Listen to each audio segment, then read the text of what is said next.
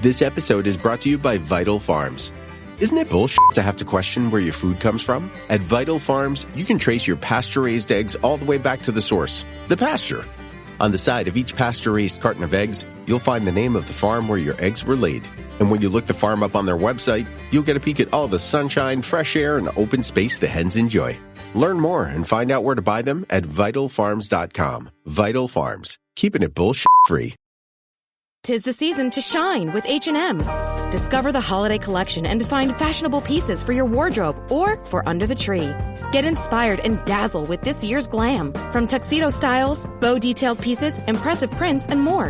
From unforgettable looks to unforgettable gifts. With fashion finds to home decor, find it all at H&M. Treat your loved ones and yourself this season. Shop in-store or at hm.com.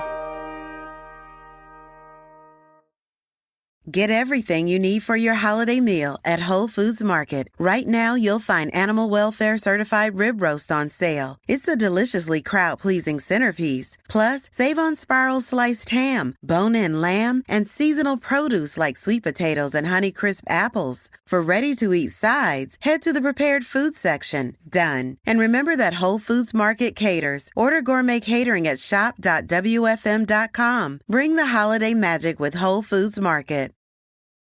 This episode is brought to you by Klaviyo, the platform that powers smarter digital relationships.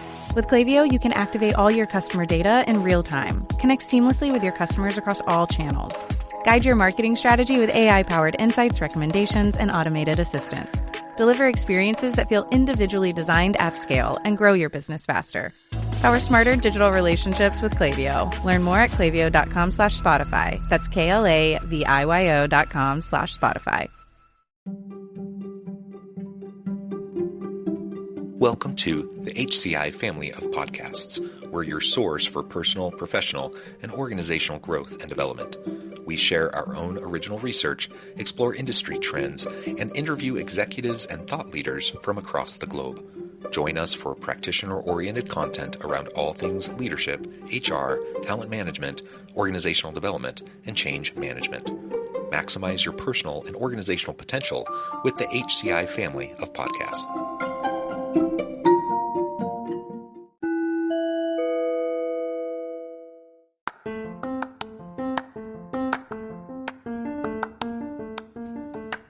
Welcome to the podcast. In this podcast episode, I talk with Angel Henry about what companies can do to disrupt non-inclusive and discriminatory workplaces.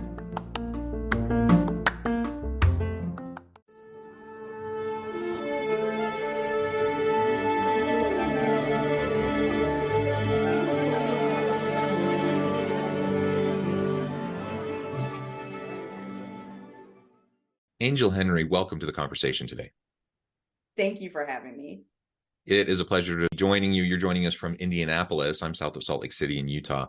And today we're going to be talking about what companies can do to disrupt non-inclusive and discriminatory workplaces. So this DEI conversation, which I think is really, really important. It's gotten a lot of attention in recent years, which is a good thing. But we've also, like the current political landscape and social landscape in the U.S.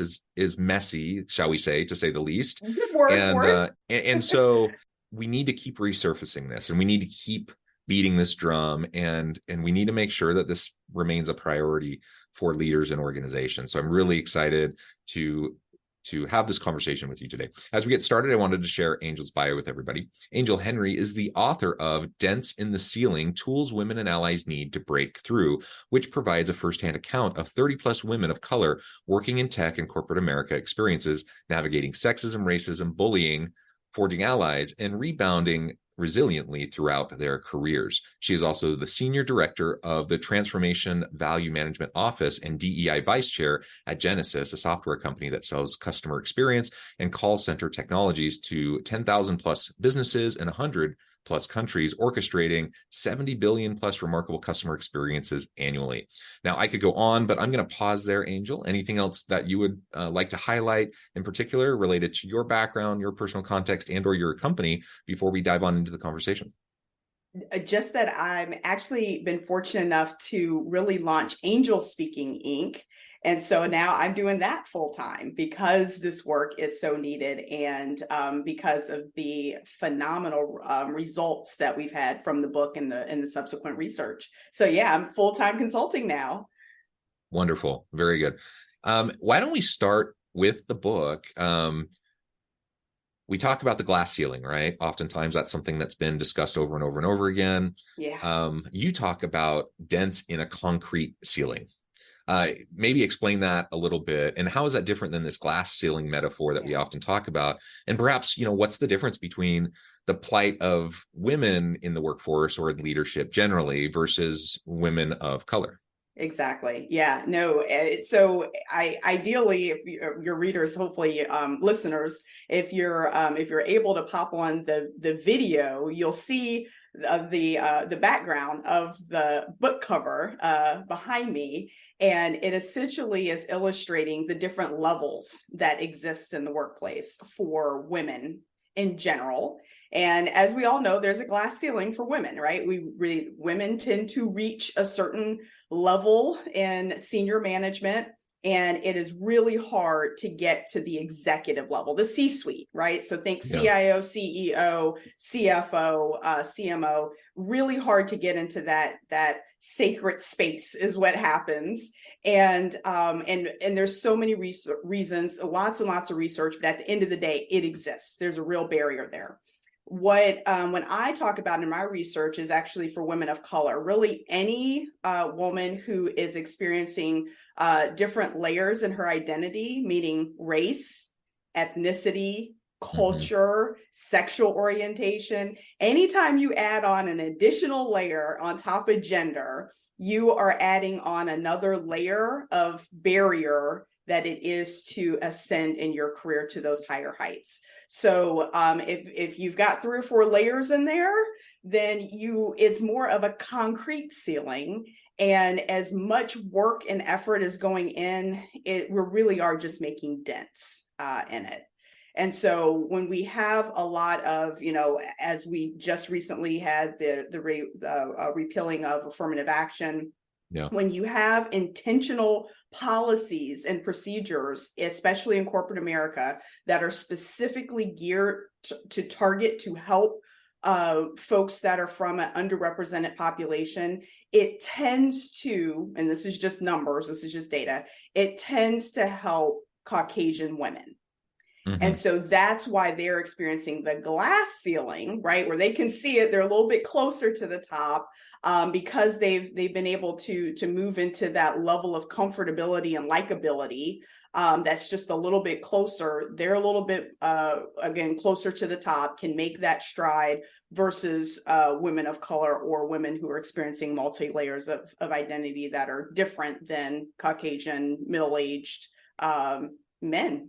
Get everything you need for your holiday meal at Whole Foods Market. Right now, you'll find Animal Welfare Certified Rib Roast on sale. It's a deliciously crowd-pleasing centerpiece. Plus, save on Spiral Sliced Ham, bone-in lamb, and seasonal produce like sweet potatoes and Honeycrisp apples. For ready-to-eat sides, head to the prepared food section. Done. And remember that Whole Foods Market caters. Order gourmet catering at shop.wfm.com. Bring the holiday magic with Whole Foods Market.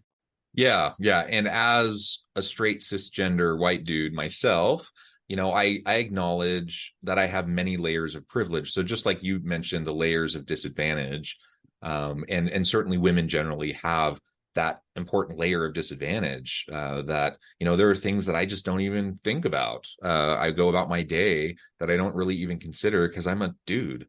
And it just isn't, part of the concerns that I have in this world.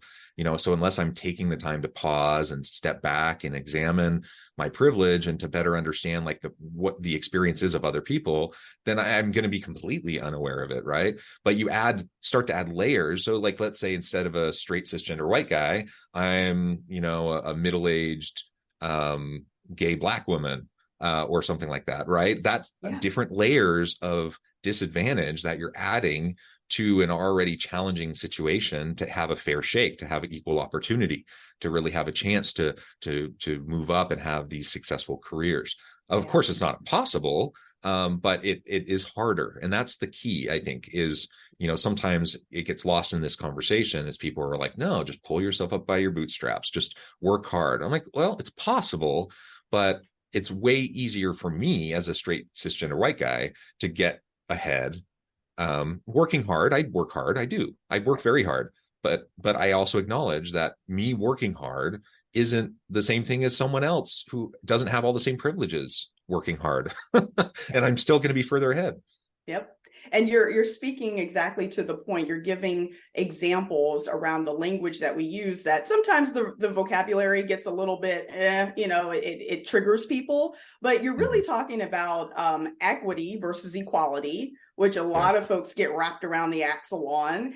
You're also speaking to just plain bias. So when we talk about disadvantage, what we're really talking about is someone's personal bias. And until you are made aware of your personal bias, then there's nothing you're going to do about it to try to mitigate it. And so that's where I come in, right? That's where myself and the other coaches that I have in Angel Speaking, that's where we come in and really come alongside and partner with HR, DE&I offices, and provide a curriculum for supervisors to bring awareness to their personal bias. And the way that I approach it is, if you have a brain, you have bias. I have bias. Sure. Yeah, we all do.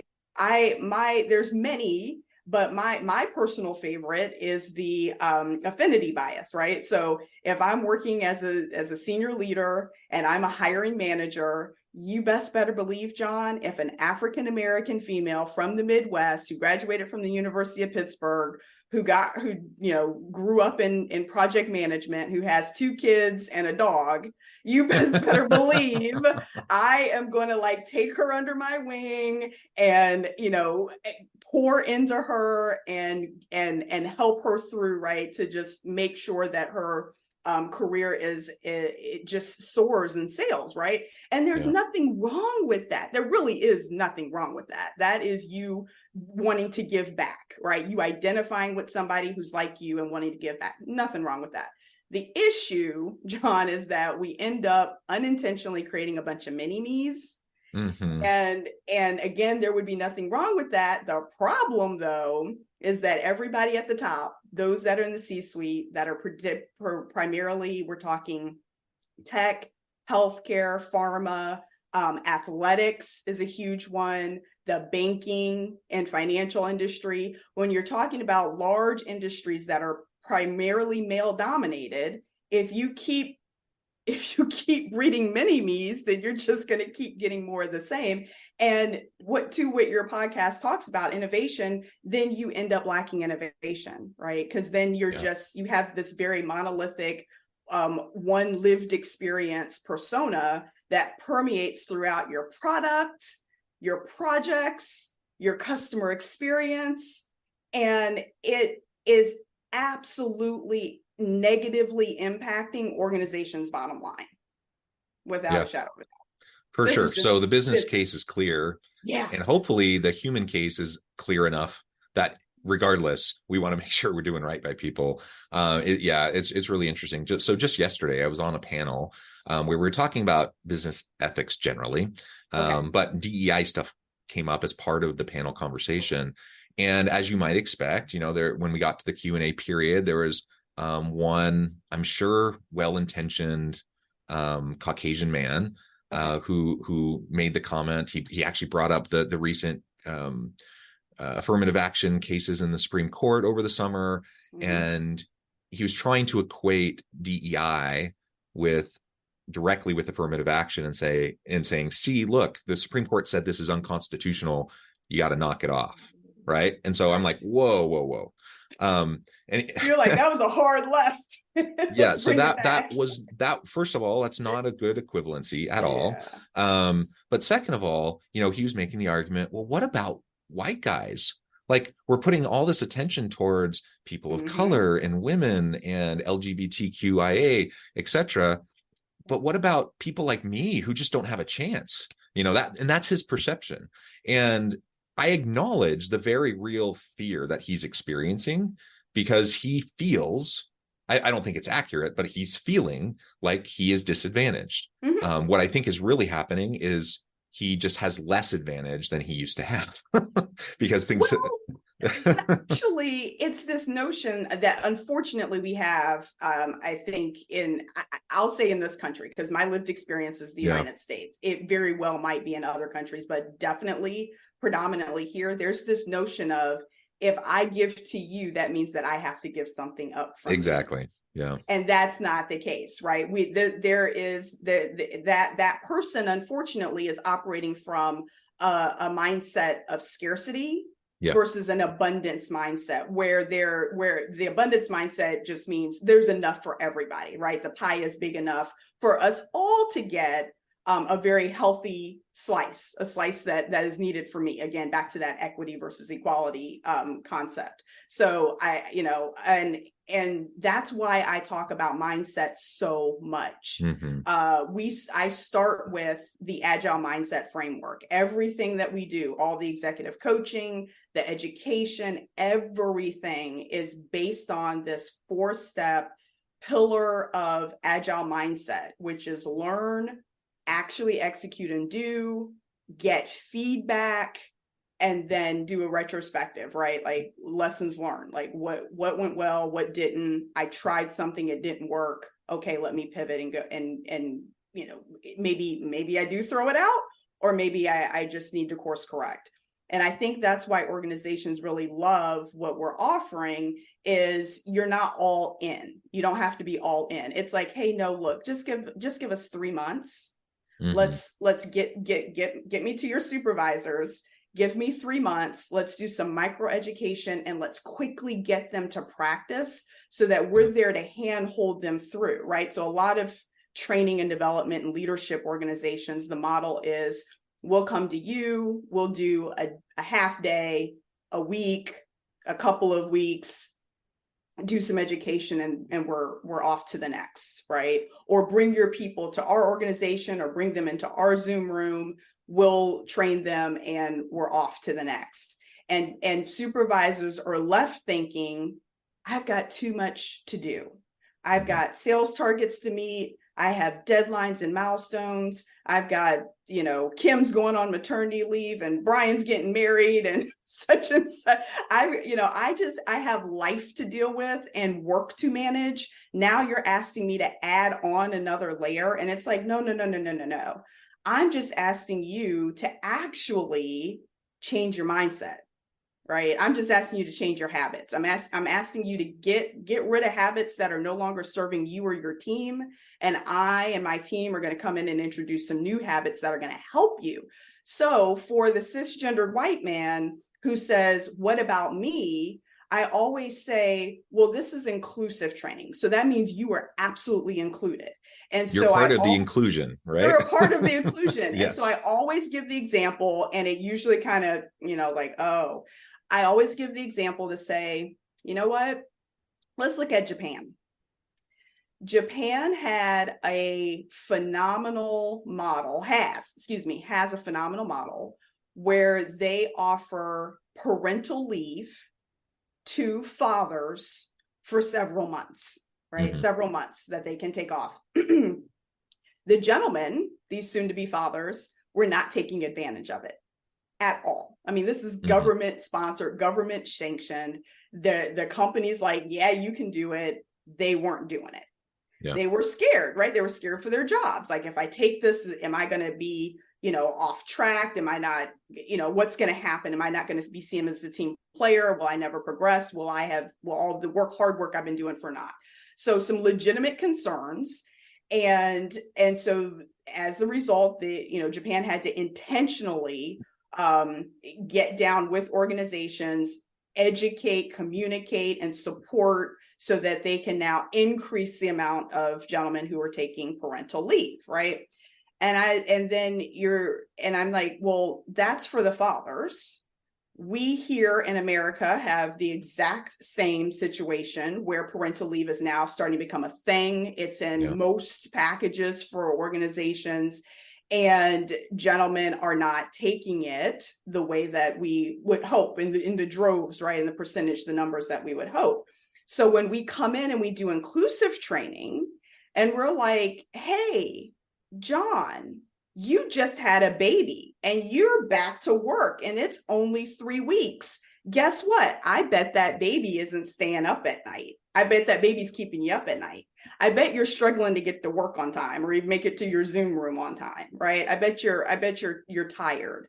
Hey, how about me as an inclusive supervisor take these new tools that I learned and help create a specific work structure for you that maybe changes your hours, maybe puts you on a different project. So that way you still feel valued, that you're a part of the team, that your career is on track, but it's modified to fit your now new life circumstances. That's what inclusion looks like for everyone. Yes, absolutely. And I'm going to cite the Barbie movie here for just a moment.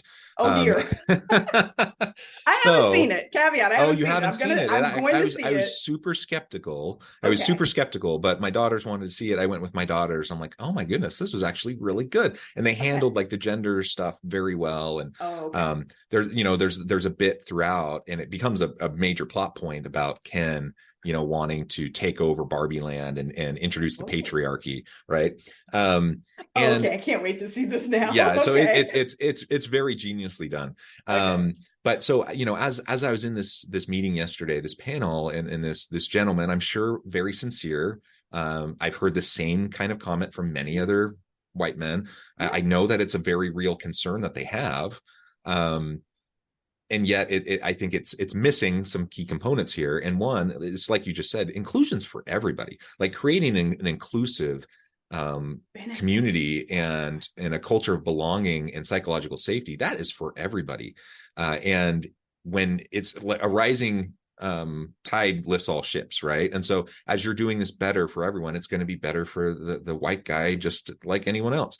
Exactly. But the other thing I think about is like pervasive patriarchy and how damaging that can be. And a lot of times we talk about patriarchy and the harm it does towards women, and it absolutely does, and it disproportionately negatively impacts women. But there are lots of negative impacts of patriarchy on men.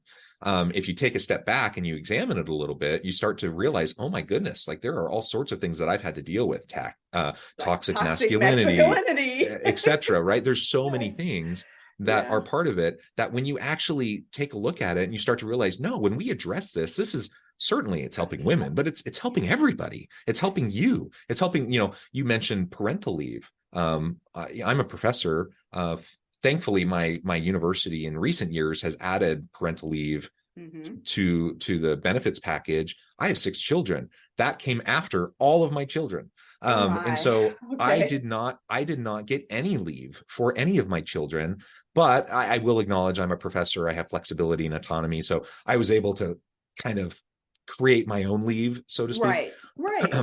And that's an advantage I had that a lot of dads don't have. Right.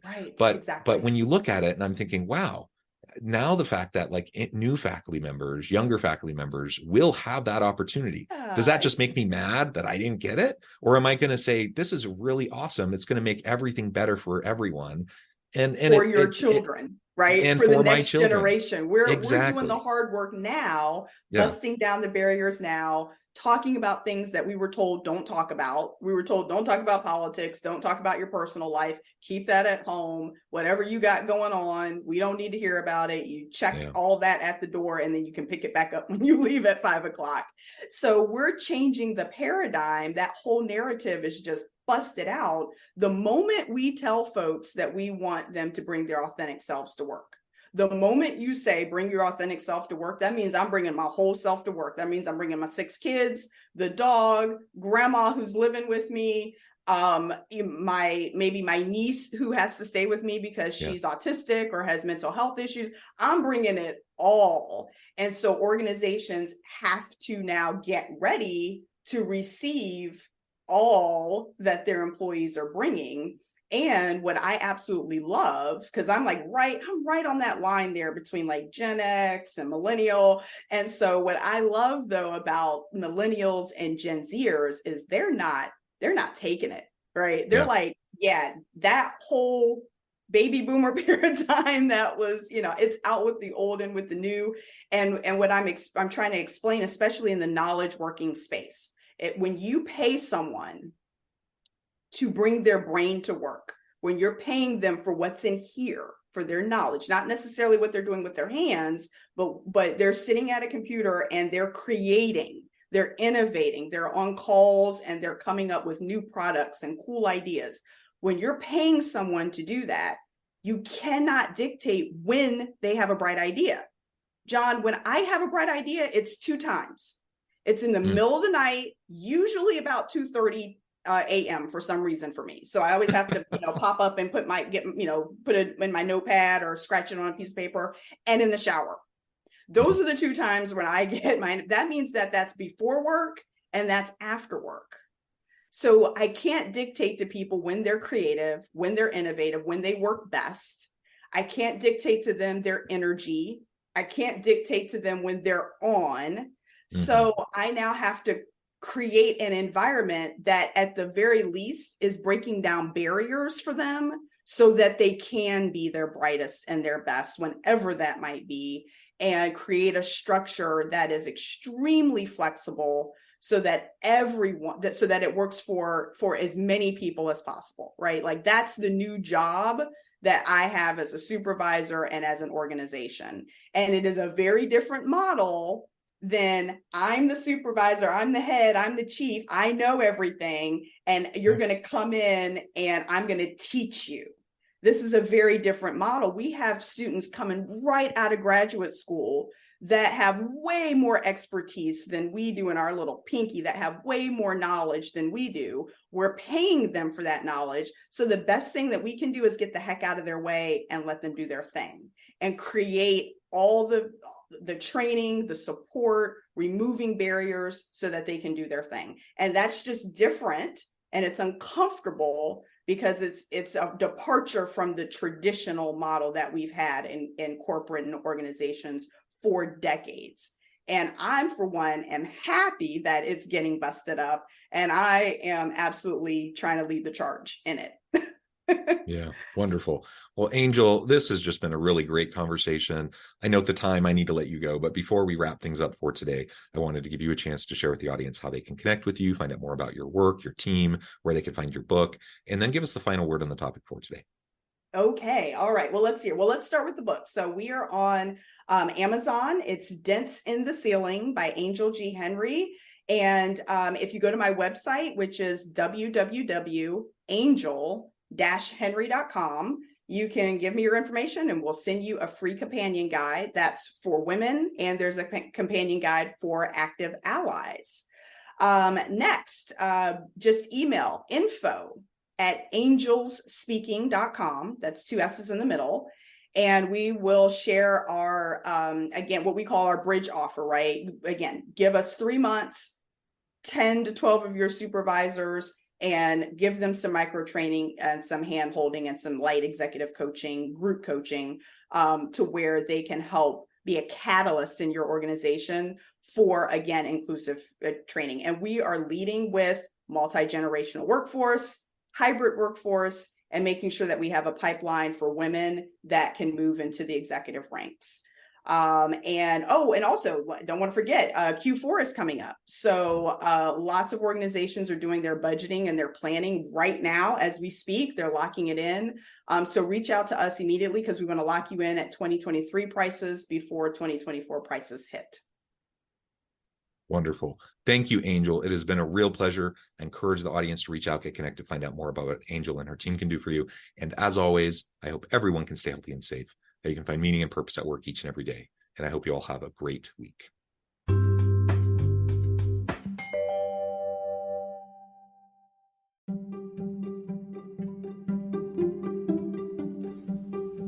Thanks for joining us for this episode of the podcast.